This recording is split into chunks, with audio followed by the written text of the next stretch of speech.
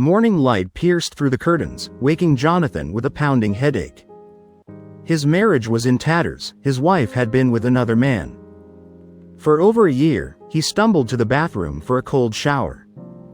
His thinning hair and expanding waistline reminded him of the men he once mocked. However, his strong arms, honed by manual labor, still gave him a sense of pride. Determined to improve his appearance, he shaved his head, though it took several attempts to get it right, refusing to dwell on his wife's infidelity. Jonathan decided to move forward. He withdrew their savings, opened a new account, and quit his job at the Caterpillar dealership. Back at home, he canceled their shared credit cards and phone plan. Feeling hungry, he made an egg sandwich and decided to seek advice from his grandfather Max, a straightforward man who valued strict rules and hard work. When Jonathan arrived, his grandfather greeted him with surprise. "John, what's with the new look?" Grandpa Max asked. Jonathan rubbed his smooth head. "Grandpa, I need advice." Grandpa Max, the son of German immigrants, had expanded the family ranch with his strict values. Known for his honesty and integrity, Max's handshake was his bond. Uncle Lynn, the eldest, now ran the ranch, upholding the family's legacy. Grandpa despised deceit, especially within the family. After Jonathan explained his situation, Grandpa asked, "How are you going to get rid of her?" Jonathan sighed. "It's not that simple. We have 3 kids." Grandpa Max scowled. "She's a cheating strumpet. Take the kids and throw her out." Jonathan sighed again. "It doesn't work that way anymore, Grandpa. Mothers usually get the kids. She'll get half of everything, and I'll have to pay child support." In an alimony, Grandpa muttered, "Lazy, cheating strumpet." Jonathan explained, "It's the law, Grandpa. She thinks she has me cornered." Grandpa grabbed his old rotary phone. "I don't believe this. Bill, Max here. How soon can you get here?" Jonathan mentioned he wanted to sell the house and stay at the ranch with the kids. Grandpa agreed. "No problem, plenty of space here." Grandpa asked, "Who watched them while you work?" Jonathan replied, "I won't work. Let her get support from an unemployed man." Grandpa inquired, "How will you manage?" Jonathan suggested, "Maybe Uncle Lynn will let me work on the ranch under the table." Grandpa nodded. "He can pay you to ensure the kids are provided for. We'll figure out a way around her getting your money." A truck pulled into the driveway, and Bill Wesley, one of Grandpa's oldest friends, entered without knocking. "What's going on, Max?" Bill asked. Jonathan explained the situation. Bill confirmed the grim reality. His wife would likely get the kids, and he'd have to pay support and mortgage. However, her lover, being a lawyer, could be a conflict of interest that might work in Jonathan's favor. Bill asked about the lover, and Jonathan shared what he knew. The man was younger, a divorced lawyer, and had lost his wife in an accident a few years ago. Bill, seeing a potential advantage, promised to make some calls. When Bill inquired about finances, Jonathan revealed he had emptied the accounts and quit his job to avoid high support payments based on his previous overtime. Bill suggested that getting fired might have been a better move, since courts were more lenient with those circumstances. Bill then reached out to the wife's family, informing them about her infidelity. "She broke her grandpa's heart," Bill said, after the call. His anger simmering, Grandpa Max advised Jonathan to take control of the situation, to which Jonathan responded that he had already begun to do so. He mentioned letting the bank take the house, but Bill warned that if her name was on the deed, she could stop him. Bill, drawing from his experience as a retired district court judge, suggested Jonathan stay in the house, control his finances, and stop making payments as a strategy. Grandpa Max reassured Jonathan about his appearance and potential return to the dating scene. Jonathan, still sensitive about his looks, countered that his wife wasn't perfect either. Grandpa laughed, insisting that a decent-looking woman would always find someone. but emphasized that his kids needed a real woman, not someone unfaithful. Jonathan wasn't ready to date, feeling bound by his marriage. Grandpa dismissed this, asserting that his wife had already left him in spirit, and that Jonathan owed her nothing. Concluding the conversation, Grandpa Max said, "Talking won't get us anywhere, head home. I'll talk to Lynn about taking you on, stop by tomorrow, we'll see what Bill finds out." Jonathan returned home, feeling better, his actions justified. He missed his family, and wondered if he acted too hastily by quitting his job and closing accounts, but he felt more in control now. Disgusted by the unhealthy food in the fridge, he threw out the TV dinners and carry-out menus.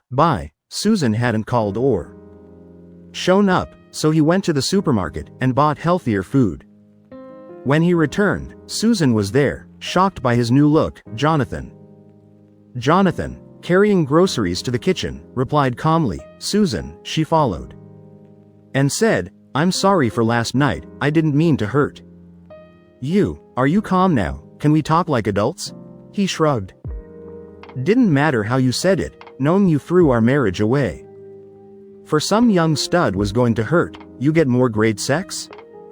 She said. She regretted mentioning sex, knowing it hurt him. "Please, Jonathan. I shouldn't have mentioned sex. Making love to you is wonderful. That's not the issue." He laughed. "Not anymore, it isn't. What do you want?" Susan, her anger rose, but she tried to stay calm. "I want you to understand, this isn't easy for me. I didn't mean to fall in love with him. I just wanted to help him. It doesn't have to affect us. I love you, and I'll never leave you." "So, you're in love with him. Got it. Anything else? Want to tear my heart out and dance on it? Tell me how I'm inadequate, how I deserve to be treated like crap. I'm sure you've practiced this." "No, Jonathan. I love you. You're my husband, the father of my children, my soulmate. I just need to be there for him. Can't you understand? So, go to him. I don't want to be in the same house as a cheating wife who doesn't want me. Go. Your presence sickens me." She was crying. "I know you don't mean that, you're just trying to hurt me. You love me, and you'll see what's best for the children. I'm bringing them home tomorrow. They don't need to know our problems. This is between us. We can discuss any issues privately," Jonathan demanded. "And what do I say when you spend the night with him?" Susan replied, defensively. "I haven't done that until last night. You scared me with your drunken behavior. I thought you might hurt me. I've never done it before. Things can stay as they were last year." "I doubt it," Jonathan retorted. "If you're waiting until tomorrow, it means you'll spend the night with him again. Please, don't call him that," Susan pleaded. "He's a nice man," Jonathan sneered. "Right, a man who can't find his own woman, and steals another man's wife. So nice, so honorable. Go to him before I throw up." As she slowly walked away, Susan said, "I'm giving you time. I wish there was an easier way to say it. I love you, and never wanted to hurt you." Jonathan's voice cracked with emotion. "Tell me it's a lie, that my loving wife isn't a cheating strumpet. Damn it, Jonathan." Susan snapped. "I'm not a strumpet. This isn't some tawdry affair. I love him. Calling me names isn't helping. Are you trying to force me to divorce you and destroy your life?" Jonathan's eyes blazed with hurt and anger. "Did you love him the first time you slept with him? When you broke your vows and abandoned your family?" Susan stood there, speechless, realizing he had a point. She remembered the guilt of the first time, crying in the shower. She had cared for him, but didn't love him then. She walked away, angry he made her feel guilty. Once she left, Jonathan resisted the urge to drink. He made a salad, ate a chicken breast, and went for a walk. It didn't make him feel better, but at least not worse. Jonathan got up with the alarm, and was at his grandfather's by 7 a.m. Treating it like a workday, he was surprised to find his grandfather's crew waiting. They were a tight-knit group. On the mantel was a Picture of them in their Green Eagle Scout uniforms, they'd been best friends their entire lives, facing trouble together for over 60 years. Jonathan was lucky to have them on his side, in the dining room. A big farm breakfast was set out with 7 place settings. Uncle Lynn was there too. Bill's wife offered coffee, and Daryl's wife brought a stack of hot cakes. Jonathan laughed, "There goes my diet," Jonathan said, chuckling. Uncle Lynn put hot cakes on Jonathan's plate and said, "Enjoy, working as a ranch hand will burn off the calories. You're starting at the bottom, along with Bill and Grandpa." 2 other men were retired. Daryl Smith, a career Army officer, now taught occasionally. James Crum, a Vietnam vet, owned a neighboring ranch. His sons ran it now, but he stayed involved. Carl Jenkins's family owned the town's market and hardware store, unaffected by weather and beef market fluctuations. Everyone knew Jonathan's situation, once the chatter slowed. Bill spoke up. "We're behind you," Bill said. "Our wives are involved. For their perspective, understand?" "Yes, sir," Jonathan replied. Bill continued. "Good. How much does your mother know?" "Nothing yet, I haven't told anyone." "But you and Grandpa," Jonathan answered. Bill advised, "She needs to know. She'll be upset if we told her father and brother first, right?"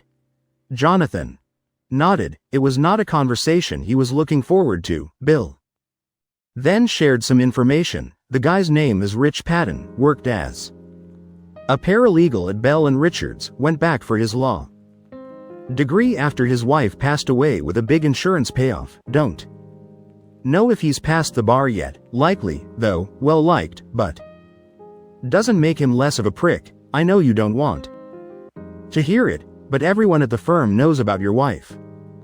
They just didn't know she was married. She's been hiding that." The ex-judge had everyone's attention. During breakfast, Jonathan noticed the older women listening in from the kitchen, as he chewed on some thick-cut, apple-smoked bacon. Bill posed a crucial question, asking if there was any chance of reconciliation, noting that she was the mother of Jonathan's 3 young children. Jonathan replied with the children's ages, 5, 8, and 10.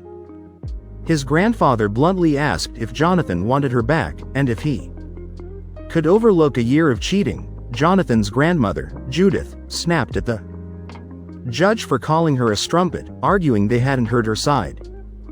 The judge insisted they had agreed to stay out of it unless asked, pointing out that she had screwed up, and not to make it worse. Judith countered, saying she had been with another man for a year, and now expected Jonathan to accept it. Jonathan interjected, explaining that she had come over the previous night, returned to her lover, offered no real apology, and had no intention of stopping the affair. She was still threatening him. The colonel asked if it would be too late if she gave up her lover. Jonathan said if she stopped, showed remorse, and he believed it wouldn't happen again. Maybe they could reconcile, but admitted it was unlikely. He admitted there was no real chance, as she claimed to love the other man, was trying to hurt him, and threatened him with divorce and keeping the kids from him. The colonel's wife, Diane, reminded him she would still be in his life for the next 13 years. Because of the children, Jonathan snapped back that they were his responsibility. But Diane pointed out they were hers too, and a bitter divorce would be difficult for years to come. Jonathan expressed his anger over her hurtful behavior and threats. His grandfather stood up, asking the women to leave, as they had agreed to stay out of it until asked. Bill then asked Jonathan what he wanted. Simply, Jonathan replied with determination that he wanted her out, custody of the kids, and not to support her having a good time with her lover. He wanted to break them up. The older men agreed it was time for tactics. 3 hours of discussion led to a plan. The women were brought in over lunch, and though unhappy, they supported it. Jonathan then called home, and left a message, "I won't be home tonight, or tomorrow night. I'll see you Sunday," Jonathan said, leaving the group to handle the initial steps. Jonathan went to his mother's house to talk. When she got off work, she was surprised by his new look and asked why he hadn't called. "I need to talk." "Mom, it's important," Jonathan said. Minutes into his explanation, she cried and asked if there was any chance he would take his wife back, reminding him she was the mother of his kids and had given him 11 good years. Jonathan corrected her, saying it had really been 9 good years since she had been seeing her lover for the past 2 years. He explained that he saw divorce as the only solution, because she wouldn't give up her lover. With tears in her eyes, his mother expressed how heartbroken she was. Jonathan assured her he felt the same way. His mother then asked what she could do to help. Jonathan explained that he needed help watching the kids on weekends or evenings. He planned to stay in the house and not start the divorce unless necessary. He wouldn't pay for her to be with her new love, so she would need to get a job. He would cover the house, food, and kids, but she wouldn't get any money from him unless court ordered. His mother agreed, saying that she should get a job. Jonathan suggested they talked to Susan's parents because he didn't want them watching the kids while she cheated. His mother anxiously replied that she was sure they wouldn't do that, but Jonathan retorted that they had been doing it, questioning if they knew why. 20 minutes later, they knocked on the in-laws' door. Susan's mother answered, commenting on Jonathan's different look and mentioning that they had just missed Susan, who had picked up the kids over an hour ago. Jonathan explained they had come to talk to her and her husband and asked if they could come in. Susan's mother invited them in, offering drinks. Carolyn requested a ginger ale, and Jonathan asked for the same. They sat in the living room. When Brenda brought drinks, Terry following close behind, Brenda looked worried and asked, "Is something wrong? You don't look well?" Jonathan said, bluntly, "I'd like to stop covering for Susan while she has her affair." Brenda looked shocked, and Terry turned red. "How can you say that?" Terry growled, "For a year, she's been seeing her lover, while you watch the kids. I want you to stop supporting her cheating," Jonathan said. Brenda spoke first. "That's ridiculous. She loves you and the kids. She's not having an affair. We wouldn't cover for her if she was. She spent the last 2 nights at her lover's house while you watched the kids. She told me she's been seeing him for a year." Jonathan insisted. Brenda replied, "She doesn't see him at night. She's home with the family, then she sees him during the day. Haven't you watched our kids several times a week for the last year?" Jonathan asked. Brenda stammered. She said she was volunteering at the battered women's shelter. Jonathan retorted, "Unless he's punching her. The only thing battered is our marriage." Terry looked distraught and asked, "She told you she had an affair, is having an affair. She refuses to give him up. She says she loves him, but wants me to take care of her and the kids. I won't pay for her to screw another man," Jonathan stated. Brenda was near tears and said, "I can't believe it. I can't believe she'd use us to cover her cheating. Please stop. You're helping destroy our marriage. There's no hope, as long as she sees him. Can you understand that?" Terry's face was red with anger. "You have no fault in this? Were you cheating on her?"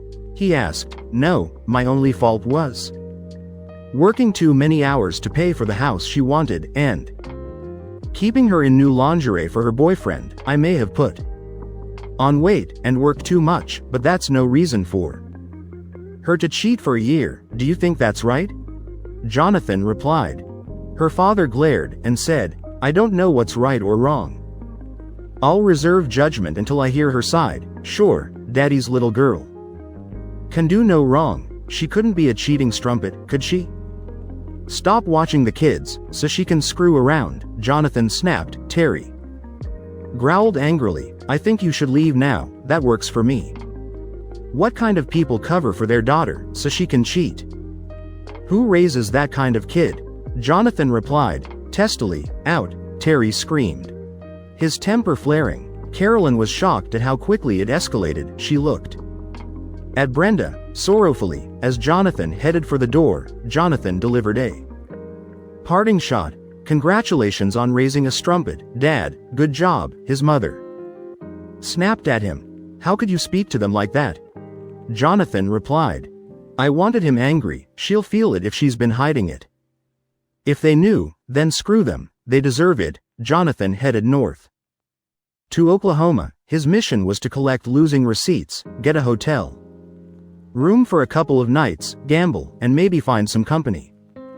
He felt no guilt about being with another woman. His wife's confession about her year-long affair ended their marriage. Now it was just a matter of time until the divorce. He turned off his phone before crossing the state border. Knowing chaos would ensue, she made her bed, let her sleep in it. After trying his luck at the tables, he hit the bar, and soon met a gorgeous woman offering to soothe his pain for $400. He felt a pang of guilt, but reminded himself his wife had done worse for a year. The experience was the best he had in years, and worth every penny. Money his wife would never get. The next day, he wandered the casino, playing craps and poker. Losing a couple of hundred, he collected receipts in the keno and sports betting rooms. That night, he found another woman, closer to his age, and more easygoing. She cost $300, and was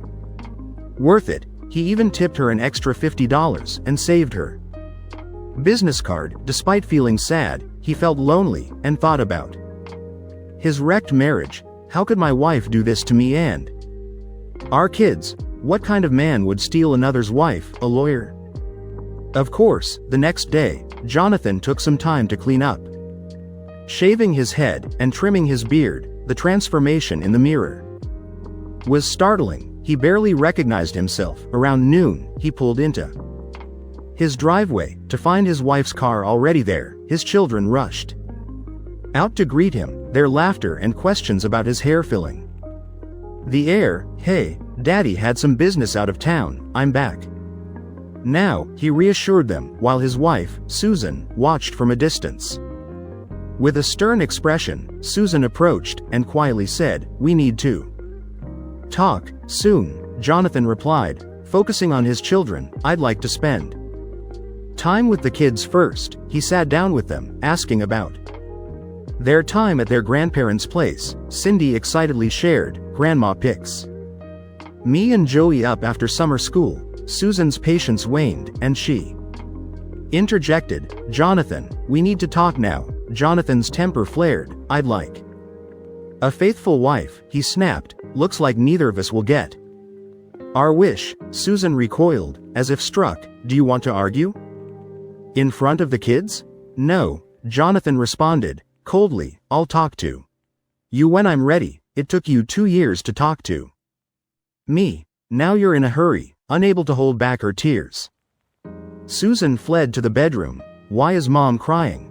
Joey asked, looking up at his father with wide eyes. "She's been very naughty," Jonathan said, his voice hard. "Did she break something?" Nancy inquired, sensing the tension. "Yes," he replied with a heavy heart. "She broke her wedding vows, my heart, and our marriage." After spending a few more minutes with the kids, Jonathan steeled himself for the inevitable confrontation with Susan. He entered the bedroom, and closed the door behind him. Susan immediately launched into accusations, furious that Jonathan had involved her parents in their marital issues. "How could you? I told you we didn't need to involve my parents." Jonathan, maintaining his composure, reminded her of his repeated objections to her infidelity. "I told you I didn't want you screwing around. Where were you the last 2 nights? The last 2 years? What are you up to?"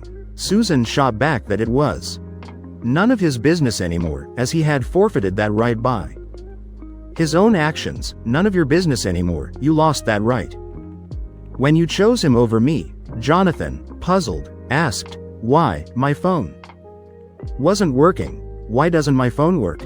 Susan coldly revealed that she had canceled his service, health insurance, and credit card. "I canceled your service. your health insurance, and your credit card. Jonathan asked why she would be so petty. Susan retorted that she wasn't going to pay for him to cheat on her. I'm not paying for you to cheat. You want to be a strumpet, do it on your own dime. Jonathan, hurt and frustrated, insisted he wasn't cheating, but had fallen in love with another man. I'm not a strumpet, I fell in love with another man. Are you so selfish, you can't see the difference? Susan countered that he was selfish for wanting her to remain faithful. Despite her new relationship, she warned him not to involve the children. Don't bring the kids into this. Jonathan pointed out that she had already done so by sending them away to be with her new partner. You did that, sending them away, so you could be with him. Susan defended her actions by claiming she was taking care of her lover, who needed her. We didn't spend our time in bed. I took care of him, he needed me. Jonathan sarcastically questioned what kind of care she provided, while neglecting her own family. How exactly did you take care of him, Susan? Cooking, cleaning, talking, while you ignored me and abandoned our kids? Susan, exasperated, told him to let her new partner pay for his expenses. Fine, let your other husband pay for your phone, insurance, and spending money. Jonathan revealed he had quit his job to focus more on his family, which shocked Susan. I quit my job, it interfered with my family too much, Susan accused him of making a drastic decision without consulting her. You quit your job without discussing it with me? Jonathan retorted that she had an affair without discussing it with him, or you screwed another man without discussing it with me. The argument escalated, as Jonathan accused Susan's lover of being a dilettante, living off money from his deceased wife. Susan defended her lover, insisting it was an accident, and that he was now a lawyer. It's not like that, he didn't kill her. It was an accident, it wasn't his fault, and he's a lawyer now. He finished law school and passed the bar exam. He's not a dilettante. Jonathan continued to criticize her relationship, expressing disgust at the idea that she could be intimate with both him and her lover. Do you ever have sex with me on the days you see him? Susan pleaded for understanding, asserting that her feelings for her lover didn't diminish her love for Jonathan. She promised she was careful not to flaunt the affair, and asked him to let her have this part of her life. I love you, can't you let me have this? I'll make sure you never regret it. Jonathan, shaking his head in disbelief, told her to inform him when she had stopped seeing her lover. Tell me when you've stopped seeing him. If I'm still around, we'll see if there's anything left of our marriage. He left the room, leaving the future of their marriage uncertain. He made a sandwich and watched his wife take calls in the bedroom. As he cleaned up in the kitchen, Susan approached him, her face contorted with anger. That was my grandfather disowning me. Are you going to be a complete a-hole about this? Do you really want to start a yelling contest you can't win? She said, angrily. Jonathan remained calm. Stop seeing him. I'm going out. I'll be back for dinner. It would be nice if you cook for once. You just got here. We still have to talk, she insisted, her tone desperate. After dinner, Jonathan said. Turning and leaving the house, Jonathan decided to visit the man, armed with information he had gathered. He confronted him at the door. Stop screwing my wife. You killed your wife, and now you're destroying my marriage. Stop, Jonathan demanded. The man looked scared and stammered, I don't know what you're talking about. Jonathan pressed on. Stop seeing Susan Fremont. If anything happens to her, I'll make your life miserable. I don't want a butcher near my kid's mother. I'm not a butcher. It was an accident, the man protested. You killed her. You're living off that money, seducing my wife. Stop it, or I will. You won't like it, Jonathan warned. You can't threaten me, the man retorted. Stop seeing her. There are plenty of single women you can buy with your blood money. Leave my wife alone, Jonathan said, before walking away. Confident he had made his point, when he got home, Susan was Furious, she confronted him, but he ignored her, focusing on playing. With the kids, I'd like to talk, Susan demanded, then talk in private, Jonathan replied. As he walked to the bedroom, she followed, closing the door behind her. You threatened him, called him a butcher, she accused him. Which one? Jonathan asked, sarcastically. You know who. What do you think you're doing? Susan demanded. I told him to stop seeing my wife. That's not unreasonable, Jonathan stated. You called him a butcher, she reiterated. He is. He killed his wife. I don't want him doing the same to you, even if you were a strumpet, Jonathan said, coldly. He didn't kill her, it was an accident, Susan insisted. He was driving. She died, Jonathan replied. How could you? It almost destroyed him. He loved her, his depression nearly killed him, Susan argued. So, if I can make him depressed again, he might die, and this nightmare ends? Jonathan asked, his voice dripping with sarcasm. She stared at him, shocked. You don't mean that? I'd dance on his grave, if it meant you becoming a faithful wife again, Jonathan said, harshly. He needs me. Jonathan, if you ever loved me, you'll understand. Let this run its course. When he's strong enough, I'll give him up, I promise, Susan pleaded. Do what you have to, but as long as you're seeing him. You're just my wife in name. You'll live here, and take care of the kids, but our love is on life support, Jonathan said, firmly. I still love you. Give me a little while, if you can't. I will divorce you. I'll take the kids in the house, and I'll make Rich their father, Susan threatened. That will never happen, Jonathan replied, with conviction. How can you stop it? I have the law on my side. You'll pay, and work for kids you never see. While I have my love, my home, and my kids, Susan taunted. Take my word for it, don't test me, Jonathan warned. She could tell he was serious. You're not going to do anything stupid, are you?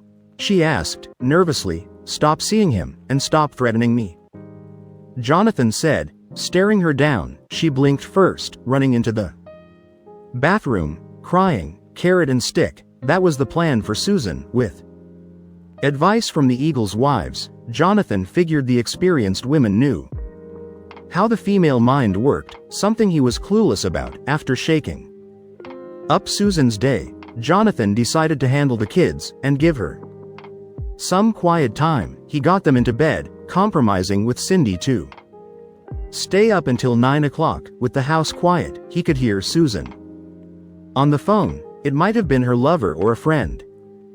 But he didn't care. Jonathan opened a bottle of wine, and selected 2 crystal goblets. He knocked on the bedroom door, and waited. She eventually opened it, looking sad. You don't have to knock, it's your bedroom, she said, softly. He put the tray on the bedside table. I didn't want to interrupt your call, Jonathan explained. It was just my sister, Jenny. Everyone's talking. You've started a mess, Susan said, with a sigh. He handed her a glass. It's been a rough week, hasn't it? He wanted her to talk, so he'd listen. She nodded, admitting the difficulty, and expressing her frustration. Horrible. I never wanted this. Jonathan, why do you have to make things so difficult? Jonathan patted the bed beside him. Come sit by me, let's talk calmly. I still love you, baby. She climbed on the bed, and sat cross-legged, facing him. Talk, no yelling, no accusations. Jonathan rubbed her knee gently. Yes, talk. What went wrong, Susan? How did I fail you? That you needed someone else? She softened, and replied, it's complicated, honey. I love you. I never stop loving you. Please tell me you believe that. Of course I do, he said, though it was hard to lie. Would we be here if I didn't? Susan continued, explaining how she met the man at a party. Feeling significant for the first time in a long while, she admitted. She felt like just a mom and housewife, caught in repetitive days of child care and housework. While Jonathan was always busy, Jonathan acknowledged this, and apologized, recognizing he should have communicated more. Jonathan, it hurts to say this, I know you worked hard for us, but I felt unloved. I was just a nanny and housekeeper, Susan confessed. Jonathan remembered the older women's advice, don't argue, let her find her own conclusions. I'm sorry, baby, 10-hour days, 6 days a week, were exhausting. I appreciated everything you did, even if I didn't say it, he said, sincerely. She shook her head, eyes glistening. It wasn't your fault. I could have talked to you, but you seemed distant. You were drinking more, always on the couch with a beer. You had time for the TV, but not for me, she said, her voice breaking. Jonathan let her vent. I was under a lot of stress and didn't want you to feel it. We were letting people go, and my workload increased. I should have talked to you, instead of holding it in. Susan explained how she felt useful helping the other man. Initially with no romantic feelings, Jonathan listened, trying to stay calm. Despite his inner turmoil, it happened so fast, I wasn't ready. At first, it was just phone calls, lunch meetings, or coffee. We talked like you and I didn't anymore. He was easy to talk to. He wanted dinner, but I couldn't. I was a married woman, so I offered to cook him a meal. It felt weird at first in his kitchen, but it was also exciting. I still had no romantic feelings. He was just a friend. Jonathan filled his own glass. He didn't want a blow-by-blow account. He just wanted to know why she had to screw another man for a year, but he tried to stay calm, nodding occasionally. After that, it was easier to go to his house. It was private, and we could talk openly. I didn't want anyone to get the wrong idea. We were just friends, she insisted. Go on, Jonathan said. She felt relieved to talk it out. I helped him around the house. He was so disorganized. I cleaned, rearranged things. He'd let everything go after his wife's accident. We talked about our wants, needs, and fantasies. It wasn't about sex, it was about communication, sharing, understanding. He was seducing you. Jonathan blurted, no, never. He was a friend who needed me. Good friends can talk about things like that. That was all. Jonathan bit his lip and poured the last of the wine into her glass.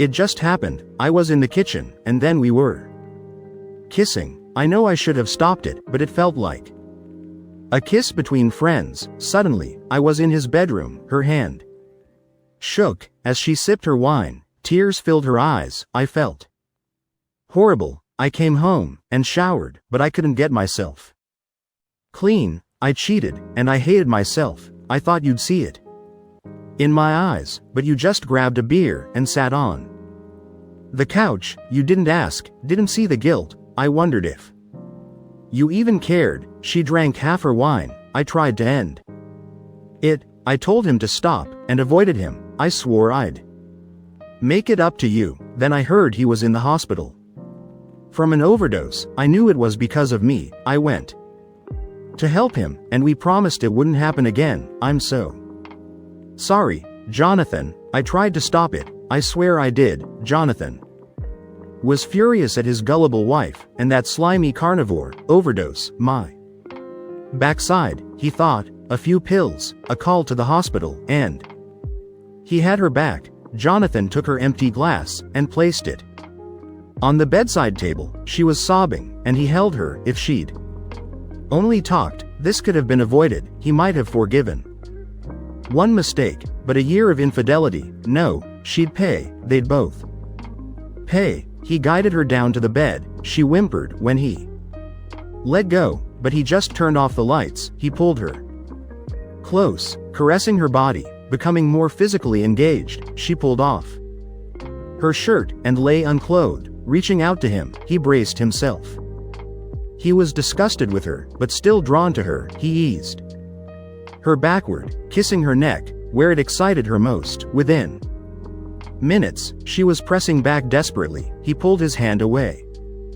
Hearing her sharp breaths and smelling her need, the strumpet, Jonathan held Susan close, but tension lingered between them. She pleaded for his affection, expressing that it had been too long since they were intimate. Jonathan, however, refused, unable to accept being second to another man in her life. Susan tried to reassure him of his importance, stating, "You were never second. I love you. You're my husband. You're first." Jonathan's pain was evident as he spoke about Susan's time spent with the other man.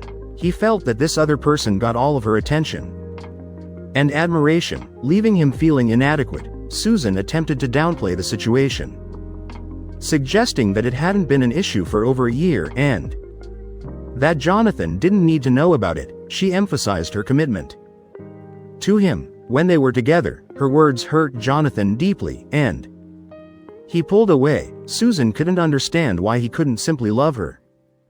As before, in her mind, nothing had changed. Desperate to reconnect, Susan embraced Jonathan. Feeling guilty about her past actions, she wondered if things might have been different if she had stopped after the first time. As she reached out to touch him, Jonathan shuddered. "Please, Jonathan, I know you want me. I'm here for you. I'll always be here for you," she said, softly. Jonathan's response was firm and cold. "Never again.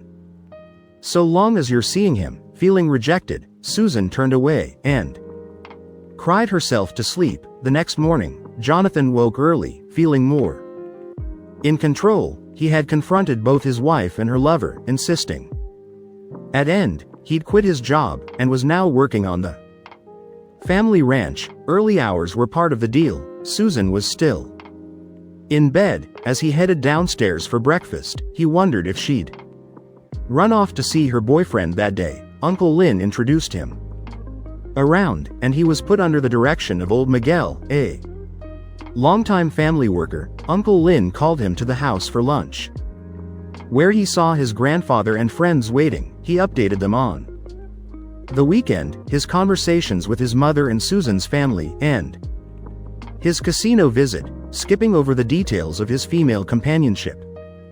He reviewed his actions with Susan and her lover. His grandfather spoke. "You should know the Gray Brigade is making this their personal project." "Gray Brigade?" Jonathan asked. "The retirees. If Susan keeps it up, she'll hear about it. M. Johnson lives near her lover. She'll keep an eye on the house. Her daughter works at the store and will also watch." The judge laughed. "Her parents are hearing about it too. It's sad to see how your daughter turned out. You need to talk to the bank. John, move your contact information to my house. We don't want them calling your strumpet wife when you get behind on payments," his grandfather said. The judge had papers about the guy's wife, Heather. "I've got pictures, buried in the Methodist cemetery. It was ugly. She was thrown clear, but trapped, and burned badly. The lawsuit was because the car had a history of catching fire." Jonathan nodded, grateful for the information. "Thank you, sir, no problem. We take care of our own." He had his directions: be hot and cold to his wife, protect the assets, and move financial contacts to Grandpa's house. By the end of the day, Jonathan was sore, but felt good working outdoors and being around old friends. He cleaned up and went to work on his second job. His wife, that night, Rich Patton, got a call from a blocked number. "Hello, it burns." "Rich, how could you let me burn like that? It hurts so bad," a female voice whispered. He recalled watching his car in flames. With his wife inside, he dropped the phone, the words resurrecting his pain. "Ah," the voice screamed, still audible from where he stood. "No, you can't bring the kids over," Brenda snapped, angrily. "But, Mom, I need to go out," Susan said. "Take your kids with you. They're your responsibility. Everything takes longer with 3 kids to care for." She explained. "What else do you have to do? You don't have a job, or do much around the house. Are you running off to that prick you're screwing?" "He's not a prick, he's a good man."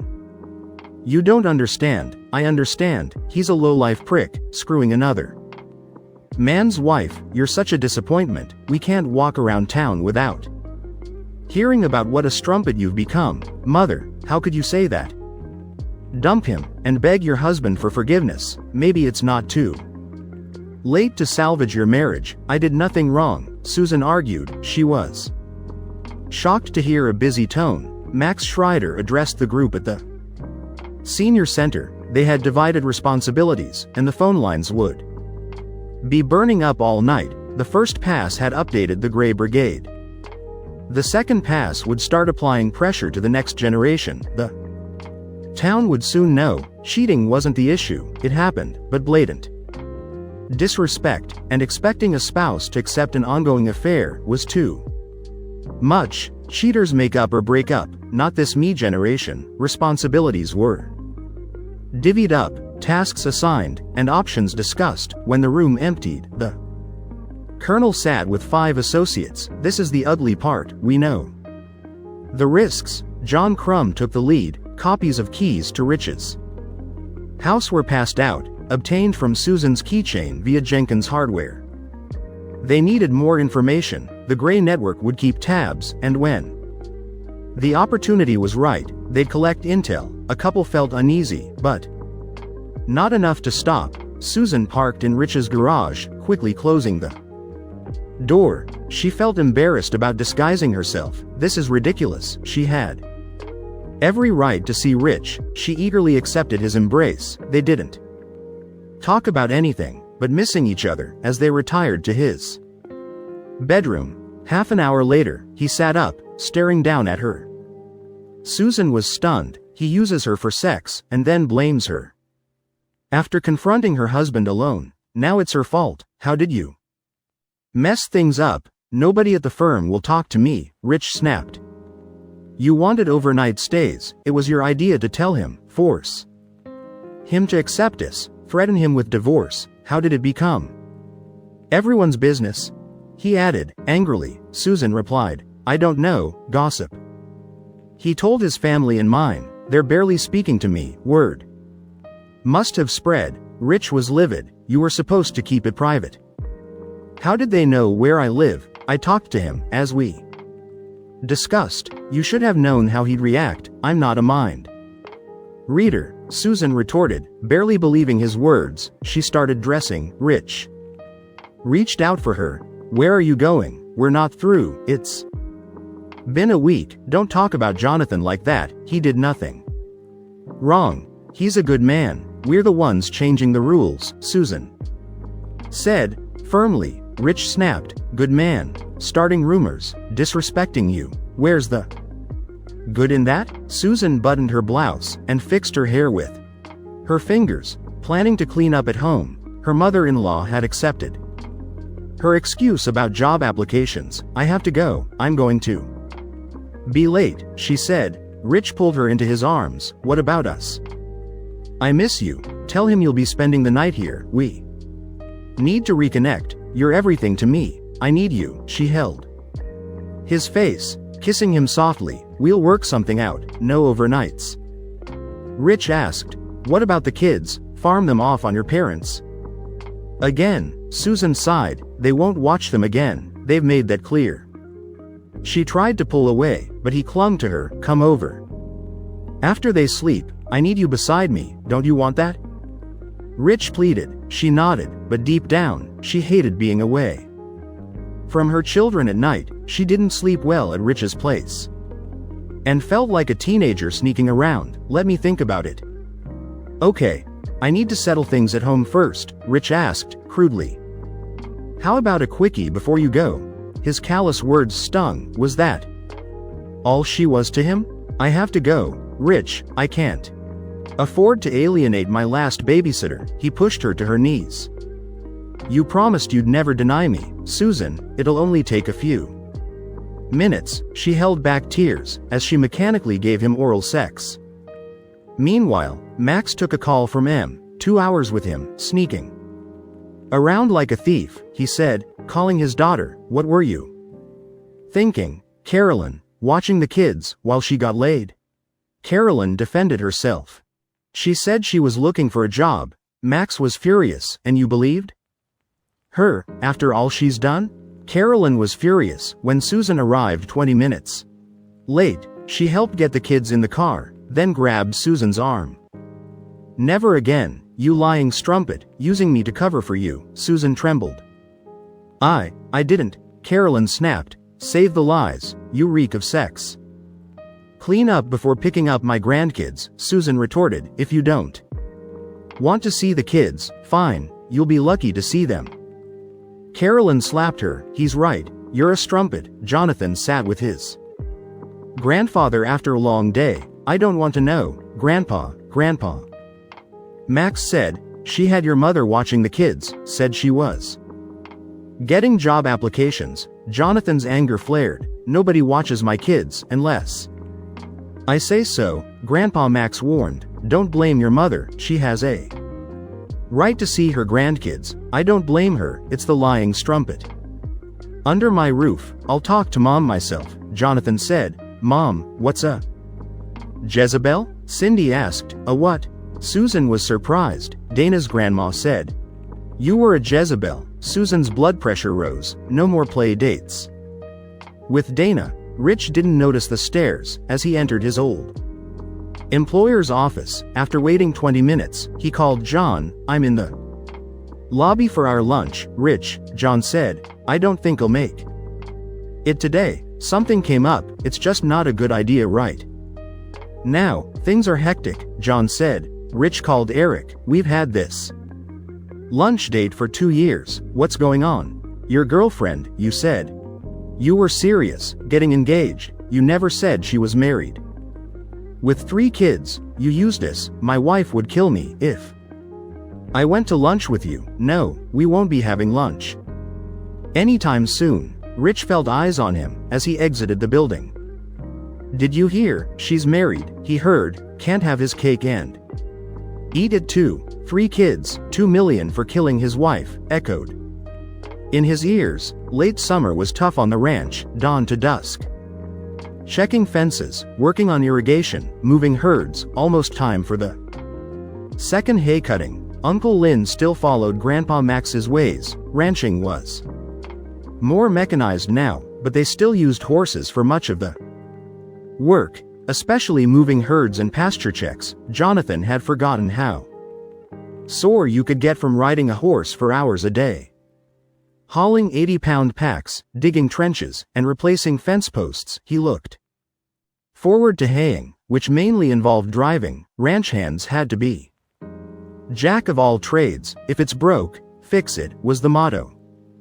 His mechanical skills were highly valued, and he could fix any ranch vehicle. Despite being rusty with herding, his willingness to do any job earned admiration from his fellow hands. He went home tired, sore, and hungry, but satisfied. Only when he faced his wife's anger and disrespect did he get down. He reminded himself of his plans and purpose each evening, knowing it wouldn't last forever. Rich found a disturbing photo slipped under his door, showing a charred body with an accusatory message about his late wife. The image triggered intense emotions, leaving him sobbing and insisting on innocence. Susan returned home, distressed. After an uncomfortable grocery trip, her neighbor, Margie, confronted her about her affair, making crude remarks and insinuations. Susan tried to deflect the comments, but eventually snapped, defending her lover, before retreating inside. At home, Jonathan comforted a crying Susan. She expressed her frustration with people's treatment of her, to which Jonathan responded with a mix of sympathy and harsh truth. "Everyone is horrible to me. They think I'm a strumpet." Susan sobbed. "You are a strumpet," Jonathan said, but then softened his tone. "Things will get better. Do what's right, and ignore them." Susan pleaded for Jonathan's love and affection, but he remained hesitant. He expressed concerns about her relationship with her lover and potential health risks. "I can't be with you until I know you're clean," he insisted. Susan tried to reassure him, claiming she hadn't been with her lover recently and had been checked for diseases. However, Jonathan remained skeptical, aware of her lies. "It's not fair to risk our children's parents. He's screwing other women, who knows what diseases they have," Jonathan said. despite Susan's continued pleas for intimacy. Jonathan stood firm in his decision, hugging her, but refusing to go. Further, I wish I could, baby, not until I know you're clean.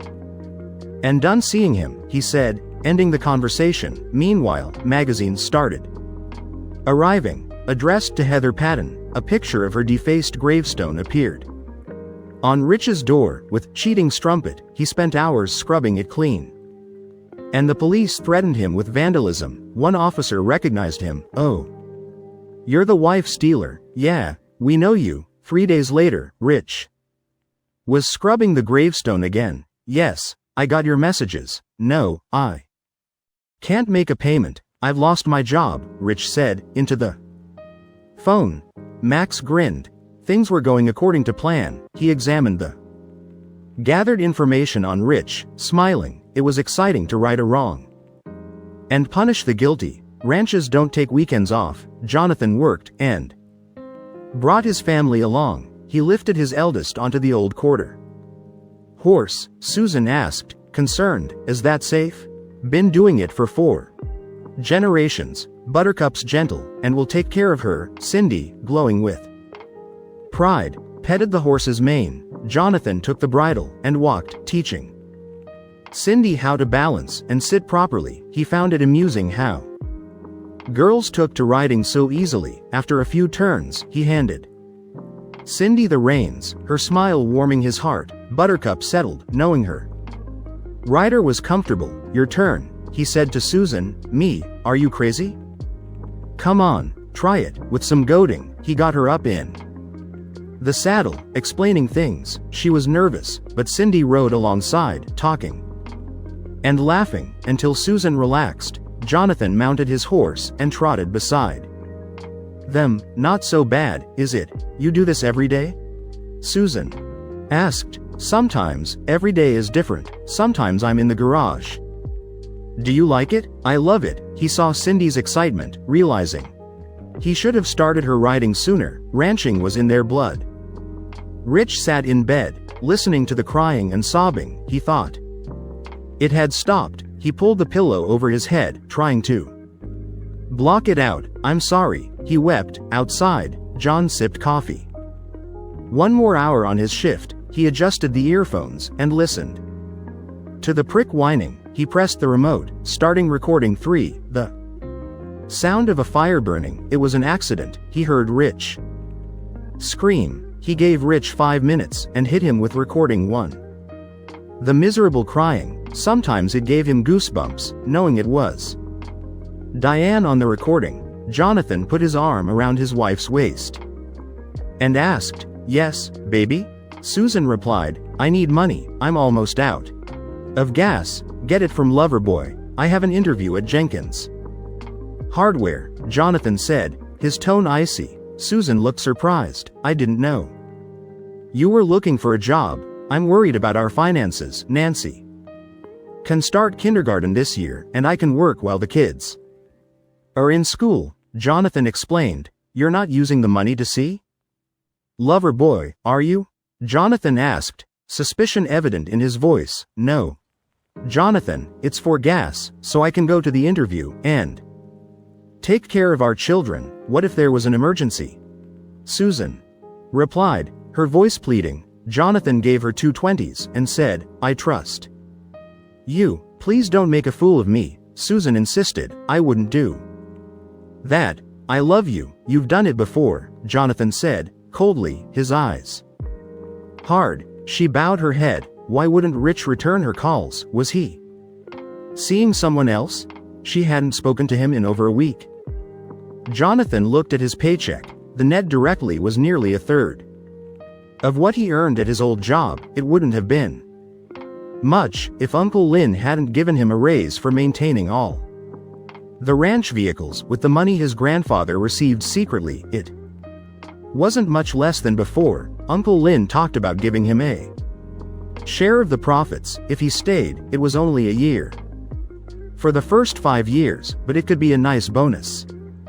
He'd be a minor partner, but with some pride, he'd never be a majority owner. That would go to Lynn's oldest, though Will hadn't shown interest yet, his mother got 20% of the profits, and if he stuck with it, that could be his one day. He hitched up his pants, thinking he'd need new ones soon. He had to punch 2 new notches in his belt. All this fieldwork was changing him. He joined the regular workers for a payday drink at the Spur and Saddle. Mikey, a giant of a man, jabbed him. That filly has her eye on you. Jonathan noticed 3 women at a nearby table, with a redhead showing clear interest. He ordered a pitcher of Shiner beer from the bartender, and approached their table. Just so you know, I'm not Greek, he said, playfully. The redhead caught on, responding, and you're bearing gifts. After topping off their glasses, and returning to the bar, the blonde invited him to join them. Jonathan explained he had sworn off beer, but was still drinking Jim Beam. So bring your Jim Beam over, and keep us company, she suggested. Jonathan spent an enjoyable hour with the women, resulting in 2 phone numbers, and 3 hugs, one with a kiss. He reflected that perhaps his grandfather was right about how easy it could be to meet new people. Susan's life was falling apart, ridiculed and insulted everywhere. She gave up her fancy coffees for Dunkin' Donuts at the drive-thru. The old man smirked as he handed her coffee. One cheater special, he said, grinning. Her hand trembled in anger. She remembered making a scene at McDonald's and being laughed at. She opened the lid and poured out the coffee. Maybe you're not as stupid as they say, the old man sneered. Rich feared plugging in his phone, not knowing when his wife's calls would come, blaming him for her pain. He remembered her voice, begging him to end the pain. Everywhere he went, he felt judged. It wasn't his fault, it was an accident. The little notes were the worst, reminders of their past. Remember that bar? Do you still have that dress from our anniversary? Cancun, Rich? Remember Cancun? Why, Rich, why? Yes, he remembered. He looked at old albums. Susan had hidden memories of Heather, how beautiful she was, how much he loved her. Now she was dead. His fault. He drank, feeling the burn, mumbling apologies through tears. Max, the judge, the colonel, and John reviewed their notes. The colonel's map showed each encounter over the last month. Think he's going to run soon. Hardly ever out in public anymore. John Crumb asked. He'll break before she does. She's stubborn, Max said, with a hint of admiration. Maybe we should dial it back. Give them time to realize how bad it is, the judge asked. Hell, no, Max snapped. She wants to be stubborn. We'll crank it up. The judge shook his head. Judith's not going to be happy about this. The others laughed. 52 years, and you're still kitty whipped, John teased. At least I'm still getting some, he replied. How's Rosie doing? All right, enough, the colonel said. Let's crank it up on the prick. Susan was in shock. An old woman had spit on her outside the coffee shop, where she used to meet Rich. She hadn't heard from him in almost 2 weeks, and went to his house, but the door was chained. Rich, she'd called out. Rich, honey, it's me. No reply. The place smelled sour. Maybe he was gone with that woman from the picture. She went to their coffee shop, remembering their chats. A woman hissed, walking by, and spitting on her. Susan wiped her face with a napkin, tears trailing down. How had her life fallen apart so quickly? She had a loving family, a good man, a young love, great sex. Now she had only memories, and everyone's hate. It wasn't fair. What had she done wrong? She couldn't help it. It was love, undeniable. It wasn't her fault. A college-aged kid sat across from her, grinning. Pretty lady like you shouldn't be crying. How about I buy you a drink? No, thanks, I'm married, she said. He shrugged. Never heard that stopped you before. Come on, we'll get a drink or two. Have a little fun. You're sure pretty fun. Is that all she was? Now, please, leave me alone. He leaned over. Change your mind. We'll be at the Spur and Saddle. Ever been with 3 guys, we'll keep you going all night, leave me alone, she shrieked. Geez, lady. Don't have a cow, just figured a party girl might like to party, no hard feelings, all right. She lowered her face into her hands, and didn't fight the tears. Jonathan watched his grandfather hand the rope to his son, teaching him how to hold the loop, keep the ropes parallel, and coil it properly. The target was a pole sticking out of a hay bale. On his 3rd try, Joey swung the rope, cast it forward, and landed the loop over the pole. Both Jonathan and Susan clapped, as did Cindy. Little Nancy was busy playing with Grandpa's old dog, Blue, a 12-year-old blue heeler. Grandpa squeezed Joey's shoulder. Sloppy, but it's a start. Jonathan remembered that touch and how good it made him feel. He put his arm around Susan as she leaned against him. He's good with kids, I never would have expected that, she said, softly. He always was. Some of my best days were here with him and Dad, Jonathan replied. It was nice working with the kids, and being outdoors together, Susan said, her arm around his waist. Is it too late for us to have more of that as a family? I don't know, Susan, I honestly don't know. Rich stood in the reception area, pleading with the secretary. Please, I need to see her, just 5 minutes, I'm sorry, Mr. Patton. Dr. Schaefer is booked, maybe next week. Oh, she's on vacation next week. How about the week after? I've tried, I don't know what I'm going to do. She's busy today, I'll talk to her. And we'll call you, if she can fit you in tomorrow. Rich nodded slowly, and left, defeated. Slink away, you filthy wife stealer, Ellen thought, picking up the phone to call in the contact. Susan hung up the phone, frustrated. All she got was a busy signal. Where was Rich when she needed him? She had sacrificed so much for him. What she didn't know was that John Crumb had blocked her numbers on Rich's phone, and Jonathan had done the same on their home phone.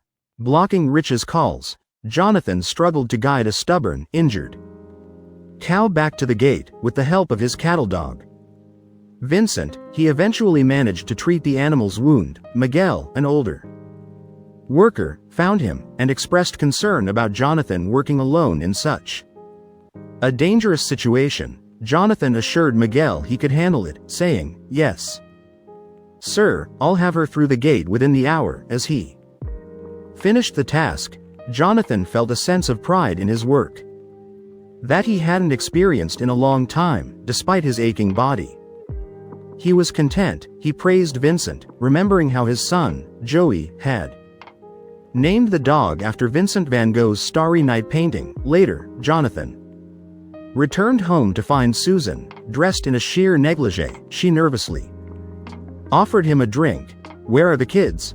Jonathan asked. With your mother, Susan replied. Until morning. Raising an eyebrow, Jonathan realized Susan's intentions. She pleaded, please don't be mad, we need time alone. The scene shifted from Jonathan's rewarding work on the ranch to a tense domestic situation, highlighting the ongoing struggles in their relationship. He smelled steak from the broiler, and felt his hunger intensify. Susan led him to his chair, and struggled to remove his boots, landing on her bum with his dusty boot in hand. Jonathan laughed, seeing her in her playful attire, legs spread, with tiny red underwear on display.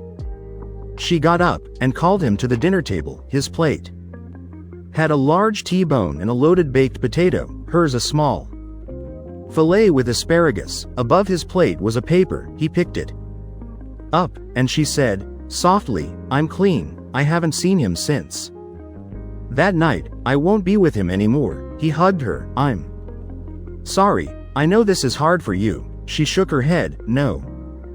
Don't apologize, I'm sorry, I don't know how it happened, please forgive me. He picked her up, and she squealed. Dinner would be reheated later. It had been 2 months since they'd had sex. Jonathan got carried away, but as he stared down at the woman who had betrayed him. She gazed up at him with regret. "Forgive me," Jonathan said. Susan walked out of the barn, looking for her kids. Her feet ached from standing all day, but she was back with her family. She saw men gathered in a circle inside the fence. She rushed forward, thinking there was a fight. Lynn's wife, Grace, grabbed her arm. "Leave him be. What's going on?" Susan asked, seeing her son beside Jason Crumb. Joey had a black eye and swollen lip, but was grinning. "They're teaching him self-defense," Grace explained, holding Susan's tense arm. "I don't want him fighting. Do you want him getting his butt kicked?" Susan was surprised to see Cindy bringing a tray of drinks. The 10-year-old let Joey choose first, then offered one to Jason, blushing. "What's this about?" Cindy would sooner kick Joey's butt than serve him. "They fight like cats and dogs." Grace pulled Susan to the railing. "He saved her, fought for her, and got beat up for it. He doesn't fight. We don't allow that. Good thing he did." Some boys thought Cindy was easy to fool around with. Joey fought them off, even got beat up for it. Jason stepped in to help. They should have gone to the teachers. Grace looked disgusted. "Are you stupid? She'd be soiled goods by now." Sometimes a man's got to stand up, even if he's only belt high. He could have gotten killed. Doesn't change things. Be proud. He stood up for family. Let the men handle it. Cindy leaned against the railing. "You all right, baby?" Susan asked. Cindy replied, focused on the crowd. "Isn't he great, Mama?" "Who?" Cindy. "Jason. The way he beat up those idiots. They'll never mess with me again." With Jason and Joey around, Max approached. "Hell of a kid you raised, Susan. Whatever else is said, they can't take that away. Be proud of your son." "I know I am." Susan watched Joey brush off his jeans, while a ranch hand showed him how to hold his arm. She wanted to hug and protect him. She watched her boy kick out and throw a big punch, fighting to protect his sister against older boys. "I am proud of him. Don't let him get hurt, Max. Please." Max laughed. "It ain't him you should worry about." Boy got sand. "No quitting in him." "Where's my husband? Why isn't he here?" "Irrigation problem. He probably doesn't know what's going on yet. He'll be back soon enough." Ranch doesn't shut down over one little fight. Susan remembered Grace's words about Cindy being targeted because of her mother's reputation. It wasn't fair. Now her kids were suffering because of her actions. Would her nightmare ever end? "Oh, God. This is going to be bad," Officer Banks said, holding a handkerchief to his nose. His partner rubbed Vicks under his nostrils and handed the container to Banks. They called out again, but no response. The house was a mess, with papers and dirty plates everywhere. The smell was strongest in the back. They found the source in a bedroom. Eyes watering from the stench. "Son of a," Banks gasped. "That's messed up."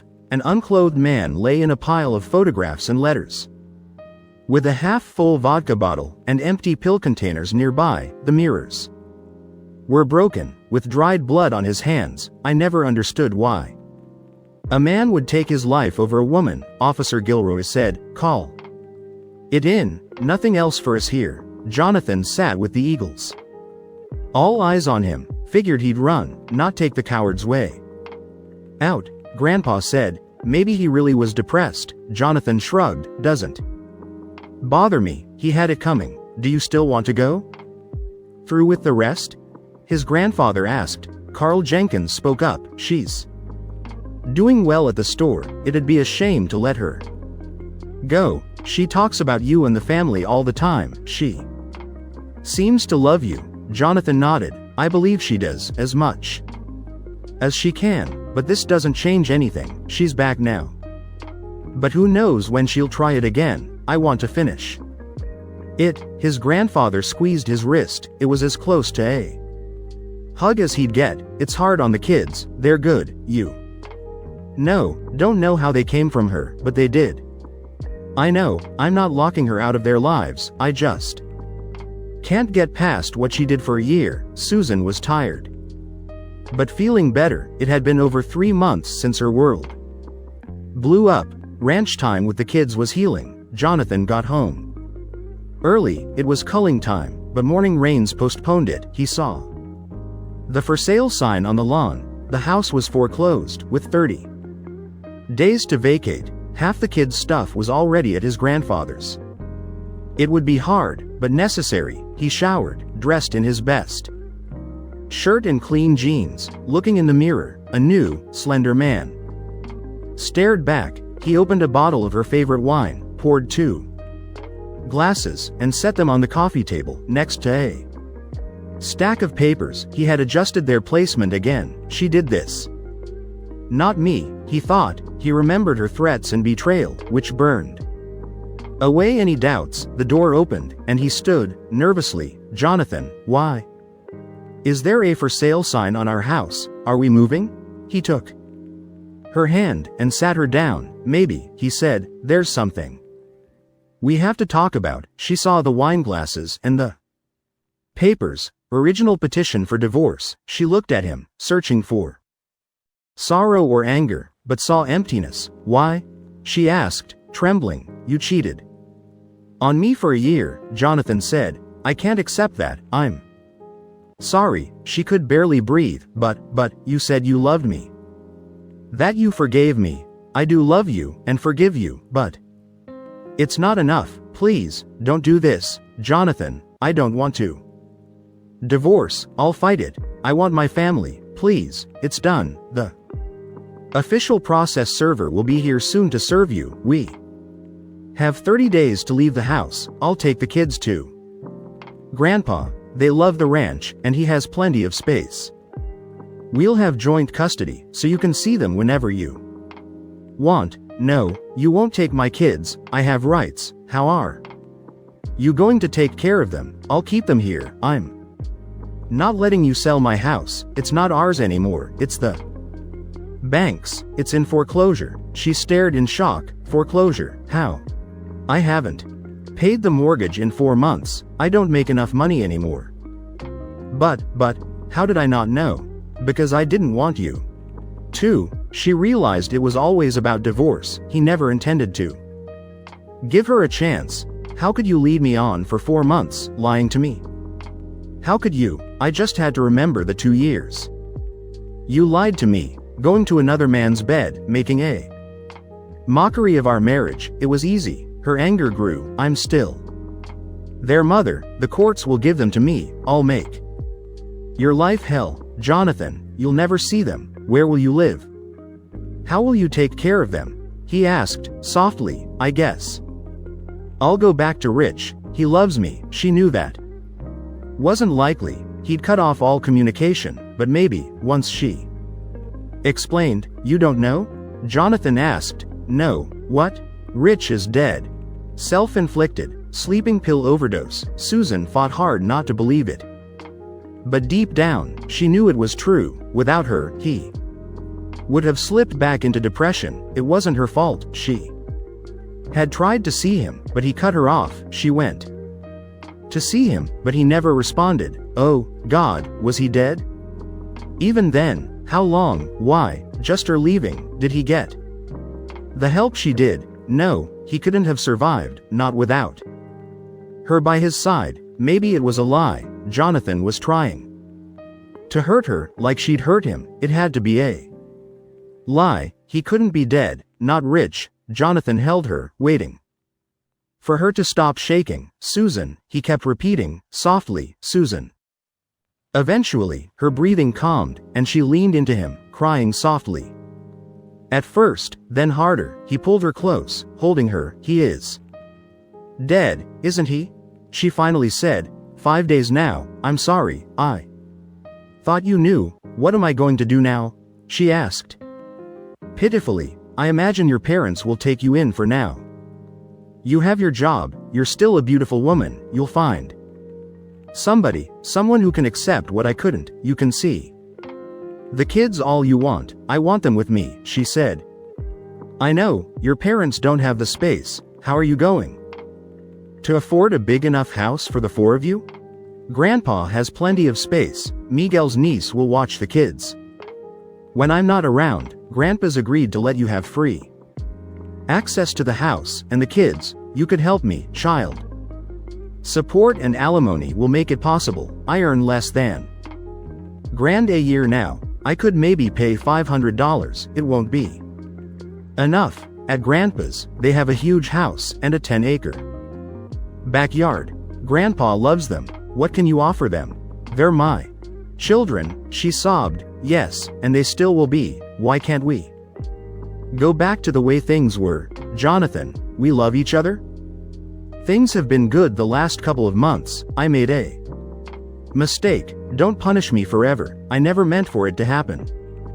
I'm sorry. I could never trust you again. I'd always be wondering when you'd fall into someone else's bed, come home stinking of sex, another man's seed filling you. I can't do it. I don't want to. I'm moving on, and it's time for you to do the same. I can't. I'll die without my family. No reason to live. I hope you don't. It would be hard on the children. The children, don't you care?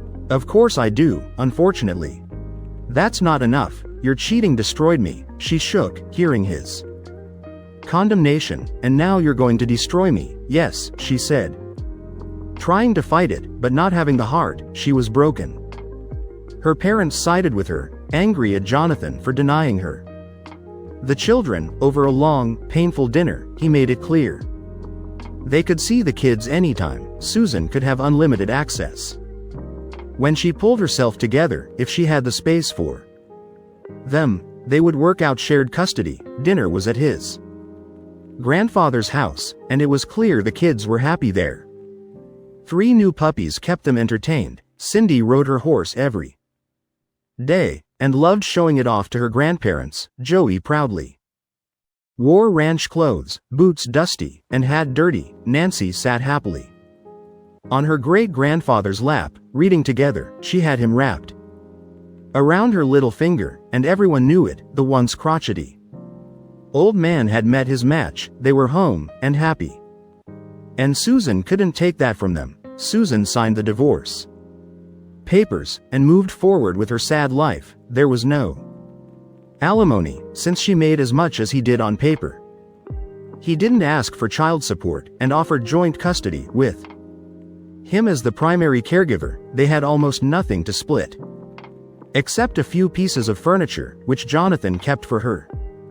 He gave her a check for half their equity, $1,120 for 11 years of marriage. Susan lost her job at Jenkins Hardware a week after the divorce. Times were tight, and she was one of the newest hires. She lay in her childhood bed, wondering what had happened to her life. She had it all, and now she had nothing. Jonathan looked down at Aiden's red hair, cascading over him. She wasn't the most talented, but she was willing. After lifting her and giving her a quick kiss, he laid her on the bed. She had already experienced 2 spectacular peaks, but he wasn't done. Screw me already, she laughed. Jonathan ignored thoughts of his ex-wife and focused on the moment. Aiden wasn't the best mother material, but she was fun. Every once in a while, Susan met with her grandmother for tea. You look terrible, Grandma Bridget said.